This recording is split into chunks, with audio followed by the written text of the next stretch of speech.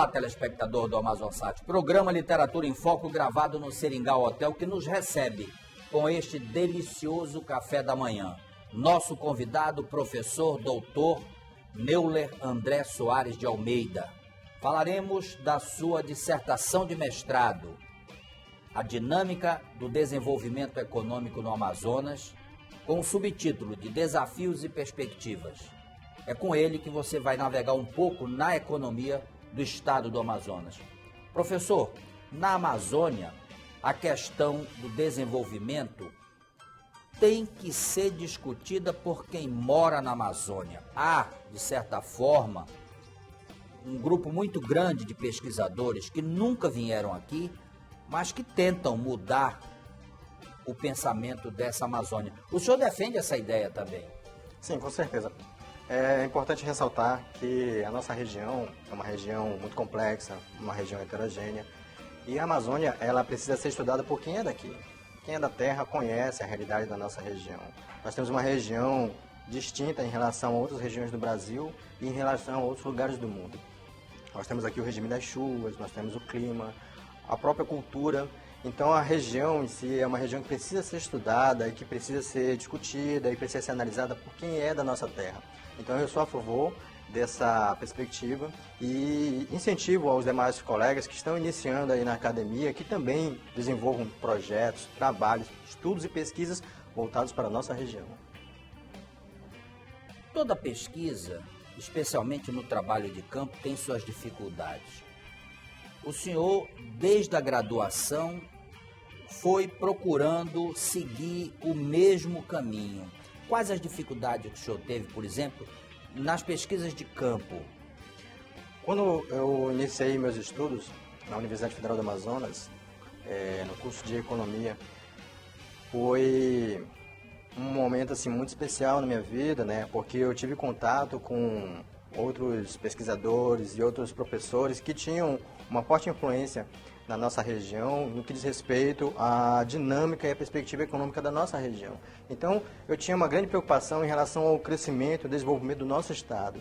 Por que o Amazonas era tão diferente em relação aos outros estados? E por que nós estamos hoje um estado pobre em relação a outros grandes centros no Brasil? Então, quando eu fui desenvolver a pesquisa, que eu comecei a participar do levantamento de dados primários no campo, e aí eu fui vendo a realidade da nossa região, como o povo amazônico é um povo muito sofrido, principalmente o povo do interior.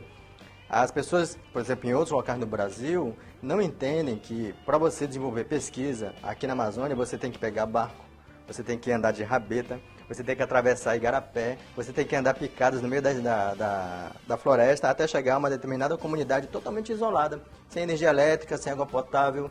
Então, realmente é um grande desafio. E aí eu senti, né, essa dificuldade no desenvolvimento do trabalho, mas graças a Deus eu consegui obter aí resultados satisfatórios que culminaram aí nessa publicação. O senhor propõe uma visão mais realista e crítica, especialmente crítica, da nossa região. A sua obra tem essa contribuição. O senhor traz desafios verdadeiros. Verdade. Pensar na Amazônia é pensar em uma região grande, uma região muito complexa. O estado do Amazonas ele possui 1,5 milhões de quilômetros quadrados e possui aí 62 municípios e uma população estimada em 3 milhões de habitantes. 3 milhões de habitantes é a população da cidade de Porto Alegre, onde eu fiz o meu mestrado. Então todo o estado do Amazonas cabe em Porto Alegre. O Rio Grande do Sul cabe 16 Rio Grande do Sul aqui dentro do estado do Amazonas. E lá possui mais de 450 municípios, e nós só temos 62. O estado do Amazonas é um estado tão grande, tão complexo, tão distinto, que ele se torna um estado muito diferente em relação a outros estados do Brasil. Aqui, por exemplo, cabe só no estado do Amazonas toda a Europa Ocidental. Então é uma região muito complexa e que requer muito mais estudo, muito mais trabalho, muito mais pesquisa. E pensar o desenvolvimento da Amazônia é realmente um desafio. Agora, falamos de terceiro ciclo. Isso foi muito badalado, muito... Eu queria que o senhor tenha uma ideia fixa sobre o terceiro ciclo. Eu queria que o senhor falasse sobre isso. Bom, o primeiro capítulo do livro trata justamente isso, do terceiro ciclo. O que foi o terceiro ciclo? O terceiro ciclo foi um projeto de governo voltado aí para o interior, né? de forma a dar ao interior estímulos na área da agricultura, da produção agrícola, do extrativismo, também permeando as áreas da educação, saúde e segurança.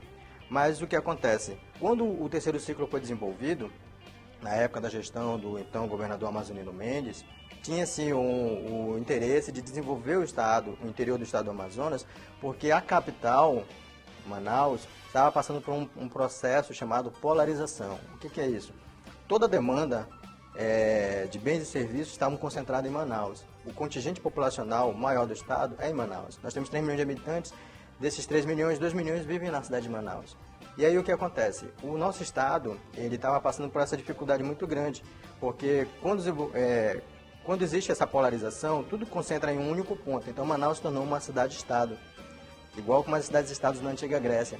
Diferente do que aconteceu em São Paulo, que houve uma irradiação do desenvolvimento. Então, era necessário desenvolver uma política de Estado que pudesse dar ao interior do estado do Amazonas alternativas e meios para que ele pudesse também se desenvolver. E, de certa forma, tentar impedir a migração maciça de camponeses para a zona urbana. E aí o que acontece? O então governador Amazonino Mendes desenvolveu esse programa chamado Terceiro Ciclo. Aí vem uma curiosidade, por que Terceiro Ciclo? Porque vem da perspectiva de que o primeiro ciclo no estado de desenvolvimento no estado do Amazonas foi o da borracha. O segundo ciclo foi da Zona Franca de Manaus. Então, esse seria o chamado Terceiro Ciclo. E quando ele lançou a pedra fundamental do projeto, ele dá uma frase efêmera, né?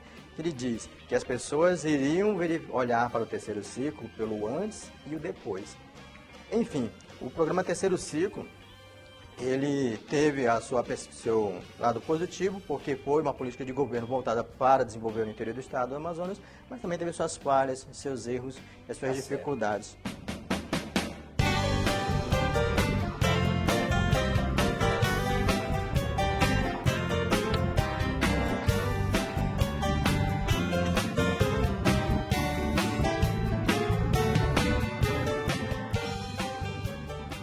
Professor, como foi o desempenho do programa Zona Franca Verde na cidade de Manacapuru? Bom, esse é o segundo capítulo do livro. Ele trata justamente da perspectiva da dinâmica econômica do programa Zona Franca Verde na cidade de Manacapuru. O segundo capítulo ele faz uma descrição do programa Zona Franca Verde e quais eram seus objetivos, as suas metas a serem atingidas na cidade de Manacapuru. O terceiro capítulo já é uma análise que eu utilizo, um modelo de localização espacial desenvolvido por alguns economistas da Alemanha, que tinham como premissa na sua análise a localização espacial das atividades produtivas em um dado espaço econômico em relação à distância e o custo do transporte da matéria-prima. Então, nessa análise eu faço um estudo abrangente, levando em consideração o modelo de Fontaine, que além dele teve o de Walter Isaak, Auguste Luch, entre outros autores. Então, o modelo de Fontaine é um modelo baseado em anéis concêntricos que delimitam a distância das unidades produtivas em relação ao mercado. E aí, levando em consideração essa análise, eu consegui construir esses anéis baseado na distância e no custo do transporte da matéria-prima, para que eu pudesse identificar a dinâmica do desenvolvimento do programa Zona Franca Verde a partir da perspectiva de 3 municípios equidistantes de Manaus. E aí eu selecionei Manacapuru, Tefé, Tabatinga. Então, no anel mais próximo a Manaus era Manacapuru. E aí, os dados mostraram que Manacapuru atingiu alcançou um certo nível de desenvolvimento baseado nas metas que foram traçadas pelo programa Zona Franca Verde. Tefé, no anel central, e Tabatinga foi o município que obteve os piores resultados. Enfim, o que o modelo me mostrou é que municípios mais próximos da cidade de Manaus obtiveram um nível de desenvolvimento melhor em detrimento aos municípios em anéis mais distantes. E ele mostrou também que a orientação para a produção dos produtos agrícolas estavam voltados para atender a uma demanda crescente na cidade de Manaus. Porque o setor industrial é um setor dinâmico por natureza. E esse setor, à medida que ele emprega cada vez mais mão de obra, ele requer também mais alimentos. Então, era necessário que os municípios mais próximos de Manaus produzissem gêneros alimentícios para atender a necessidade dessa demanda crescente. Tá certo. Agora, professor, todo esse processo de desenvolvimento, por que o Amazonas sempre está atrás? Na sua visão, qual é o fato mais crítico que o senhor encontra nesse processo? Bom, na minha perspectiva, como um pesquisador do desenvolvimento do nosso estado, eu vejo que a grande dificuldade que nós temos é desrespeito ao viés político. Por exemplo, o terceiro ciclo, o Zona Franca Verde, foram projetos em sua concepção que tinham um propósito bom, que tinham metas execuíveis, que tinham uma boa perspectiva em relação ao crescimento do nosso estado, mas que não foram adiante justamente por causa de problemas políticos. Quer dizer, falta vontade política.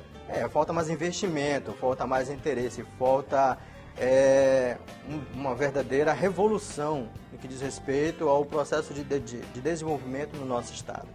Então, o que acontece, por exemplo, implanta-se o projeto e não se dá continuidade. E aí o que acontece? Muitas vezes as propostas elas se tornam apenas meramente paliativas, ou então propostas que vão acabar na gaveta de alguma mesa, aí na Secretaria de Planejamento, ou em algum órgão de planejamento. Quer dizer, desaparece efetivamente. Exatamente, não tem aí um verdadeiro...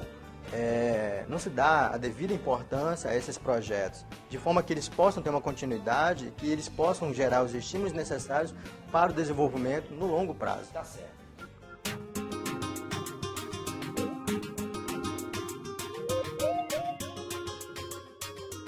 Professor, como está hoje o setor agrícola no Amazonas? Nessas suas pesquisas, o que o senhor descobriu?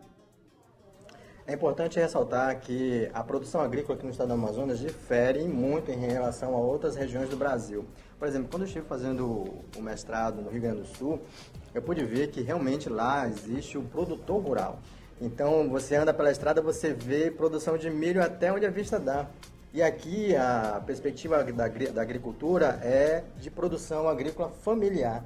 É totalmente diferente. A gente pode também avaliar que o número de investimentos em projetos agrícolas aqui é muito inferior em relação ao sul do Brasil, por conta justamente da maior aquisição de máquinas, equipamentos e implementos agrícolas por parte de produtores do sul que utilizam o PRONAF, que é o Programa de Assistência Rural. Quer dizer, falta incentivos. Falta incentivos. Então, o que acontece? Como a nossa produção agrícola ainda é familiar, é atrasada e não atende em sua plenitude a demanda crescente por alimentos na cidade de Manaus e em outras cidades de maior crescimento, como Parintins, Tefé, entre outros, grande parte da produção agrícola do nosso estado provém de outros estados, do Rio Grande do Sul, São Paulo, Minas. E aí o que acontece? Como o número de atravessadores é grande, a tendência é que esses produtos, esses alimentos, cheguem cada vez mais caros. É por isso que Manaus sempre configura entre as 5 maiores cestas básicas do país. Quer dizer, de certa forma, o produto chega aqui mais caro em decorrência desses atravessadores. Exatamente, a grande distância que tem que percorrer até chegar aqui, a capital Manaus. Agora, o terceiro ciclo fracassou. Por quê? O que foi que houve com o terceiro ciclo?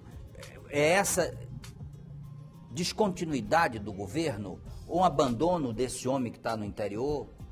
A dificuldade, por exemplo, foram fornecidos equipamentos agrícolas, foram fornecidos motores rabetas. Eles tiveram apoio para restauro desses objetos que receberam? Bom, é importante dizer o seguinte, quando foi lançado o terceiro ciclo, não sei se nossos telespectadores lembram, mas havia uma foto aérea mostrando ali aquele estacionamento na época, o antigo Vivaldo Lima, isso, cheio de máquinas e equipamentos. Entre um grande contingente de máquinas e equipamentos, nós vimos motosserras. Naquela época já havia uma preocupação muito grande para a preservação ambiental, o desenvolvimento sustentável, e o governo levou em consideração isso.